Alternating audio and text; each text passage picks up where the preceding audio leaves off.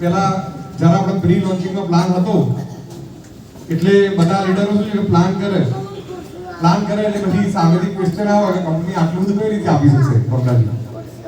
એટલે સવાદીને મેં કીધું મેં સાહેબ કોઈ બી વસ્તુ કરશું ને આપણે તો એમાં સોફ્ટવેર બનશે અને સોફ્ટવેર બન્યા પછી એમાં આપણે એન્ટ્રીઓ નાખશું નેક્સ્ટ, અને જો એમાં પરવડશે તો આપણે કરવાનું છે ને એ અમે ટ્રાયલ કરી ચૂક્યા છીએ.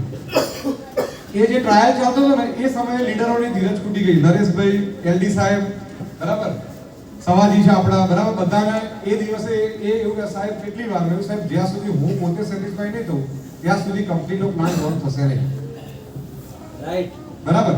એના પછી અમે એક ટોટલ કેલ્ક્યુલેશન જે પ્લાનનું છે એ કેમનું આપણે આપી શકશું, શું છે શું નહીં, એન્ટ્રીઓ નાખી ચેક કર્યું. ચેક કર્યા પછી આપણને લાગ્યું સેટિસ્ફાઈ કે ના આ પ્લાનમાં આપણે આપી શકશું, એટલા માટે થઈને આપણે લોન્ચ કર્યું.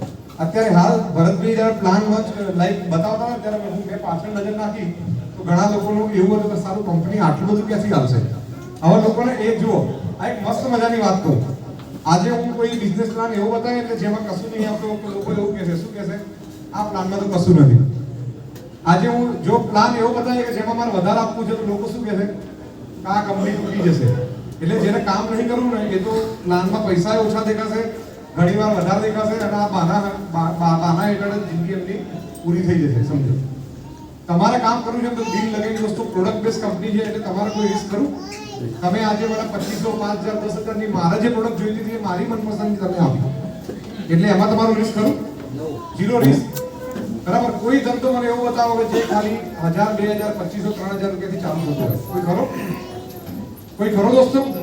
પાનનો ગલ્લો કરો ને ગામડામાં તો કેટલા જોવે છે અત્યારે પાર્લર કરવા હોય તો? 1 લાખ રૂપિયા, ને એ પછી ભાડાની દુકાન હોય તો, બરાબર. લાકડાનું કેબિન ની સિસ્ટમ હશે તમારે બનાસકાંઠામાં છે, અમારે તો છે, તમારે છે. તો લાકડાનું કેબિન અત્યારે 50,000 થી નીચે નહીં બનતું, બરાબર છે. તો એ જગ્યાએ આ એક સુનેરો એક બિઝનેસનો અવસર છે દોસ્તો ડાયરેક્ટલી, કે જ્યાં તમે તમારા ઘેરથી તમે પ્રોડક્ટ પોતે યુઝ કરી તમને ગમે એ પછી તમે આ પ્રોડક્ટનું ફરી શું કરવાનું, તમારું કામ શું દોસ્તો? ચલો આપણે આજે તમારું મારું કામ આપણે જોઈએ. મારું કામ શું? મારા પ્રોડક્ટ બનાવીએ ને સાહેબ તો મારે 15 સપ્લાયરોને મારે પીઓ કરવા પડે, પરચેસ ઓર્ડર કરવા પડે, ટેપ મંગાવવી પડે, બોટલ મંગાવવી પડે, સ્ટીકર છપાવવા પડે, ડિઝાઇન બનાવવી પડે, અંદર જે વસ્તુ પડતી હોય સમજો કે એ બધી વસ્તુ મારે મંગાવવી પડે. એવા 17 જણને હું ભેગા કરું તારા પ્રોડક્ટ બની ગઈ. સાચી વાત કે ખોટી વાત? તમારે શું કરવાનું? આ જે પ્રોડક્ટ બનેલી છે આ પ્રોડક્ટને મને મારી પથરી હતી ને નીકાળી છે તો બીજા કોઈને પથરી છે તો એને ખાલી કહેવાનું છે આપણે ભાઈ આ પ્રોડક્ટથી મારી પથરી નીકળી. બીજો કોઈ